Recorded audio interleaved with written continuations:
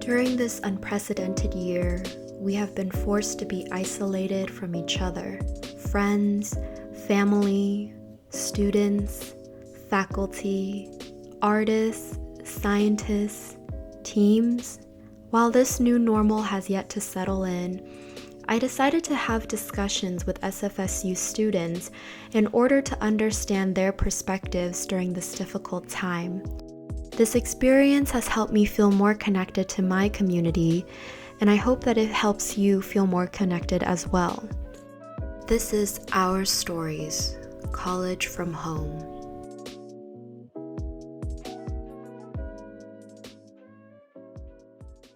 So a little bit about my past and my history. So for the last 20 years, I was a drug addict, and 15 of those years I was homeless. I am a mother of 6, and I had to be on the street of San Francisco. So I just made it back 360 degrees due to supportive housing and a lot of support within the city of San Francisco. And that's why Project Rebound's really been helpful for me, because I was already in and out of jail, and I had a lot of experience with that life. So to have that organization there and supporting me, it was really a big stress reliever. When COVID first hit, I was at a job on campus, and unfortunately, when COVID hit, a lot of people got stressed, and my supervisor got really stressed because I guess they were getting pressures from above them. And like that transition is scary, like everything that we were doing was like involved paperwork in real life, and all of a sudden we got to do stuff from home.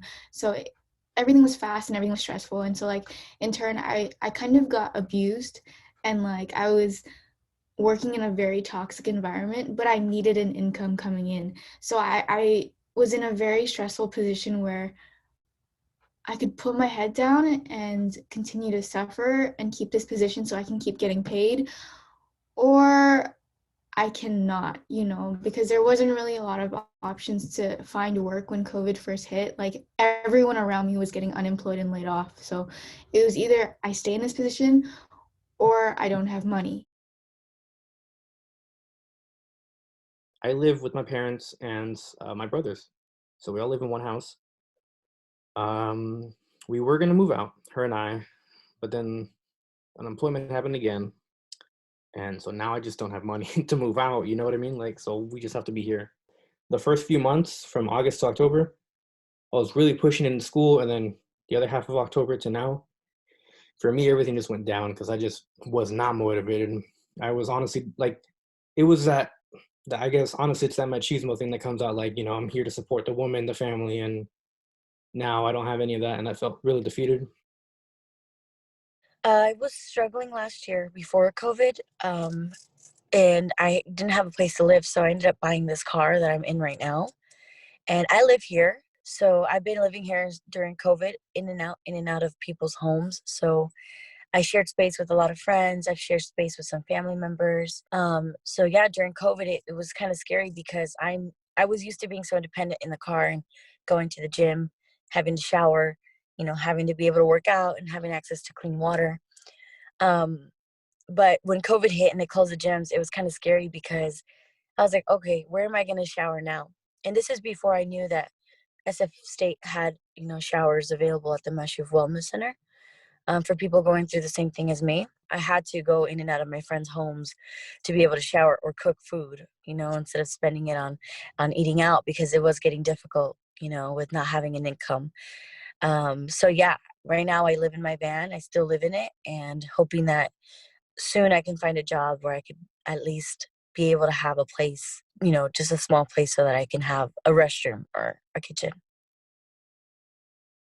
It was wild because we had these lines of people like I've never seen, and I probably will never see again. And like no food, the whole thing when it like really happened, and it was just like panic struck. And that was really surreal to be a part of. And I was like, all right, well, it's just a couple of weeks, we'll see, blah, blah, blah. But for the most part, people were like decent then. Even though it was crazy, I didn't have like these crazy customers. And over time, it's like some people have like marinated and have been stuck inside and have had too much time to think and need to tell someone about whatever's going on. And over time, people have just gotten nastier and nastier. And even this isn't just customers, this is employees, like coworkers too.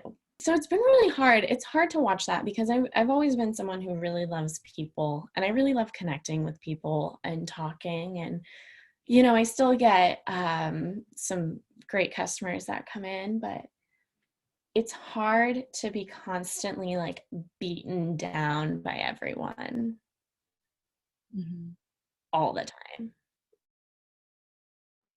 See, I'll get very vulnerable here by telling you that I do suffer huge cases of loneliness, and that really does affect not only my social health but my mental health as well.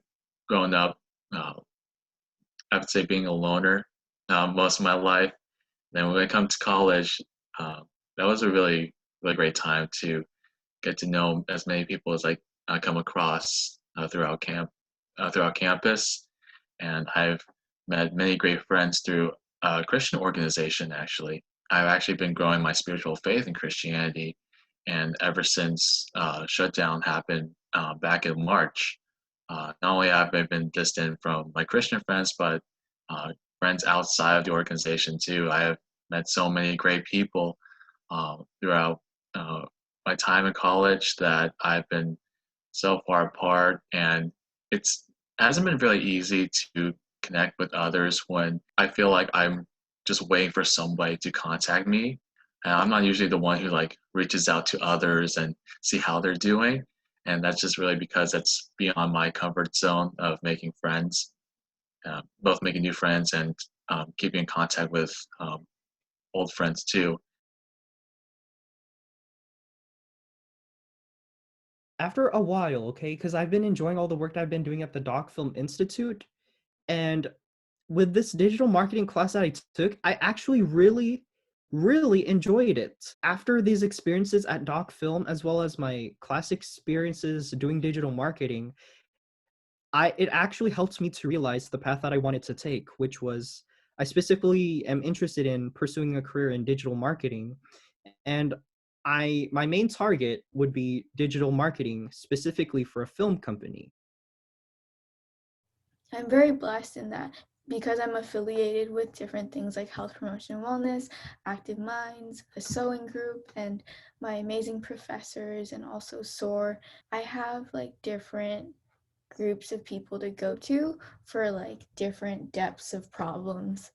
Like an emotional thing, I'll go to my partner or my friends. If it's a family thing, I'll go to my cousin or someone who's Vietnamese and gets it, you know. I used to solely go to my partner for a while, and of course that's not healthy. But throughout college, I started therapy, and for going through therapy for like a year, it taught me to like reach out and ask for help from the people around me, because that's what they're there for, you know, that's what friends are for, that's what teachers are there for. And so I'm very happy to say that like as of recently I let go of therapy because I didn't feel the need for it anymore, because I feel very much surrounded and blessed and supported. A person like me who's been an addict, when we get too bored, the first thing we're going to want to do is drugs or something. So I have to stay busy and I have to motivate myself. Staying busy and making money, that's a good motivator. You know, staying busy, going out, hanging out, spending money is not motivation for me. For me, I have to do something that is going to be like a 3-in-1. So when I'm going to school, I'm getting the license, I'm getting, things that's going to better my life. When I'm working, I'm getting money to, again, better my life. You know, I can't just, sit around and make the best of the day and hope the day, twiddling my thumb. It's just not something that's, I have other issues that I'm trying to hold back from, other things that are more traumatizing, like I said, like such as relapsing or anything like that, because I've been 5 years clean. When I'm sitting here right now and I look back in time, I wish I could save myself from a lot of things, And so I beat myself up a lot. And being in the van, such a small space, I was like, oh my God, I can't get anything done. I cannot do anything. And I fell into a panic attack. I decided, like, I need help. I need to be able to cope with what my situation is and not let that affect my schoolwork. And I got a therapist with SF State. It's really hard for me to ask for help. My parents struggled already. It's my job to clean up. You know, it's my job to help them. So I have this like idea in my mind that I can handle anything. And with the therapist, it helped. It really, really helped, because when I told her a lot of the truth of my life and my struggle and being in the van, like, you let out a lot of things. And I don't think a lot of people get that opportunity. And so being part of SF State and qualifying for financial aid, like, I qualified for all these other things that I'd never used before when I was a student before in the past. I think for my mental health, I think therapy was really the only way that I could do it, because I can't, you know, I love washing my face and sitting down and being able to meditate, but you have all these noises out here, you know, and around you. And if you're not used to being able to control your psyche, your mind, yourself, then it's difficult being around all this noise.